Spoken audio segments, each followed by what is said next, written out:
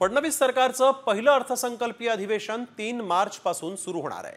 10 मार्चला अर्थमंत्री अजित पवार राज्याचा अर्थसंकल्प सादर करतील आणि या अर्थसंकल्पात लाडकी बहीण योजनेचा हप्ता 1,500 वरून 2100 होणार का हे पाहावं लागणार आहे।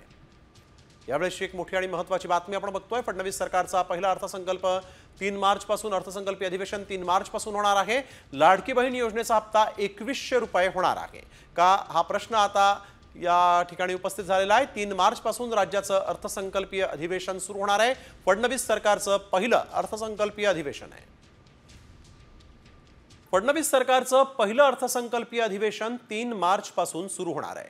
10 मार्चला अर्थमंत्री अजित पवार राज्याचा अर्थसंकल्प सादर करतील आणि या अर्थसंकल्पात लाडकी बहीण योजनेचा हप्ता 1,500 वरून 2100 होणार का हे पाहावं लागणार आहे। यावेळेस एक मोठी आणि महत्त्वाची बातमी आपण बघतोय। फडणवीस सरकारचा पहिला अर्थसंकल्प 3 मार्च पासून अर्थसंकल्पीय अधिवेशन 3 मार्च पासून होणार आहे। लाडकी बहीण योजनेचा हप्ता 2100 रुपये होणार आहे का हा प्रश्न आता या ठिकाणी उपस्थित झालेला आहे। 3 मार्च पासून राज्याचं अर्थसंकल्पीय अधिवेशन सुरू होणार आहे। फडणवीस सरकारचं पहिलं अर्थसंकल्पीय अधिवेशन आहे।